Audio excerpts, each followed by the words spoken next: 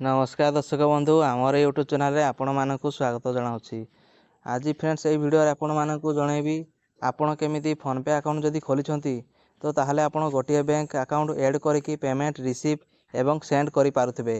किंतु ये वीडियो रे आज माध्यम रे मु जनइबी जे आपण केमिति मल्टीपल आपण पाखरे जदि पासबुक अन्य पासबुक अछि ताहले ताहा आपण केमिति ऐड करके जेकोसी पासबुक रे आपण इच्छा अनुसार पेमेंट रिसीव करि पारिबे एवं ताहा आपण सेंड मध्य करि पारिबे। केमिति आपण अन्य अकाउंट मध्य फोन पे रे ऐड करिवे ता विषय आज मु वीडियो रे आपण मानकु जणेबी। चलंतु फ्रेंड्स डेरी न करी वीडियो को स्टार्ट करिवा। प्रथमे फ्रेंड्स आपण कोन करिवे आपण प्ले स्टोर ऐप टी को ओपन कर देबे। ओपन कला परे एटी सर्च रो आइकन अछि तापरे ए सर्च आइकन ऊपर आपण क्लिक करि जिवे। देखंतु मु सर्च आइकन ऊपर क्लिक कर देली। एटी आपण को फोन पे लिखि की सर्च कर देबे। देखंतु मु एटी फोन पे लिखि की सर्च कर देली। काहे कि ना आपण एटी फोन पे ऐप लिखि की सर्च कर देले से ऐप टी आपण चेक कर नै जिवे जे एठी अपडेट मागुची कि एठी अपडेट मागु नाही। जदि ए फोन पे ऐप टी एठी अपडेट मागुची प्ले स्टोर रे तेणु आपण को मोबाइल रे जदि बैंक अकाउंट ऐड करिवार अछि ताले सेठी आपण को शो करिवो नाही। काहे कि ना एठी आपण को जदि अपडेट मागुथबो ताले एठी चेक कर नै जिवे। जदि अपडेट मागुची ताले एठी अपडेट कर नै जिवे। जदि एठी ओपन लिखि की आसुची ताले आपण एठी बैक आसी जिवे। देखंतु मु बैक आसी गली। आपण एठी फोन रे फोन पे ऐप टी को ओपन कर देबे। देखंतु मैं एठी फोन रे फोन पे ऐप टी को ओपन कर देली। कला पर आपण एठी फोन पे रे केमिति आपण बैंक अकाउंट लिंक करिवे जोडा मल्टीपल अकाउंट आपण को 2 ରୁ 3टा पासबुक जदि अछि सेगुडा को जदि आपण ऐड करिवे ताले केमिति करिवे। आपण लेफ्ट साइड रे देखंतु आपणकर लोगोटी थिबा आपण प्रोफाइल लोगोटी ता ऊपर आपण क्लिक करनै जिवे। क्लिक कला परे एठी देखंतु मैनेज पेमेंट लिखि की आसुची। लेफ्ट साइड रे क्यूआर कोड लिखुची एवं राइट साइड रे मैनेज पेमेंट लिखि आसुची ता ऊपर आपण क्लिक करनै जिवे। देखंतु मु क्लिक कली। क्लिक कला परे मैनेज पेमेंट लिखि की आसी गला। टिके तळकु स्क्रॉल डाउन करनै जिवे। एठी देखंतु मोर ऑप्शन आसी गला यूपीआई बैंक अकाउंट एवं credit debit card UPI light auto पे एभली किछि लेखि सब आसी गला।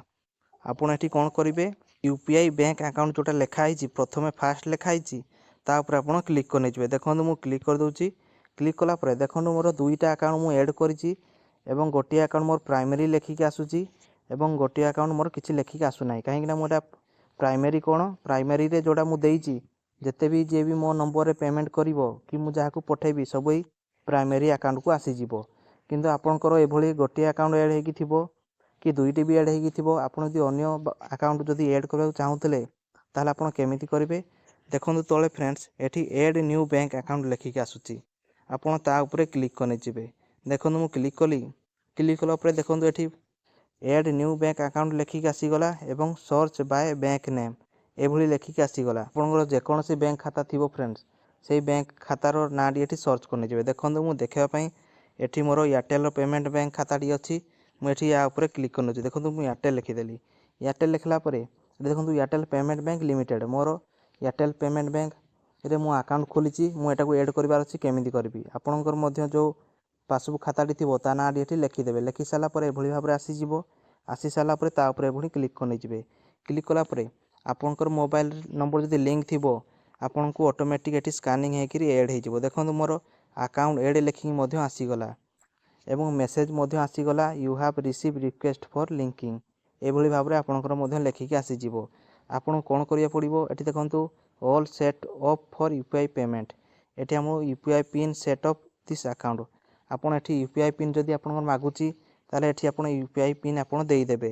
जदि आपन मने नाही फ्रेंड्स एठी देखंतु रिसेट पिन लिखिछि आपन रिसेट मध्य करि पारिबे जे कोनोसी अकाउंट हेइ थाउ ना काहेकि एवं ता तळे देखंतु डन लिखि की आसुची आपन डन ऊपर क्लिक करनै जिवे।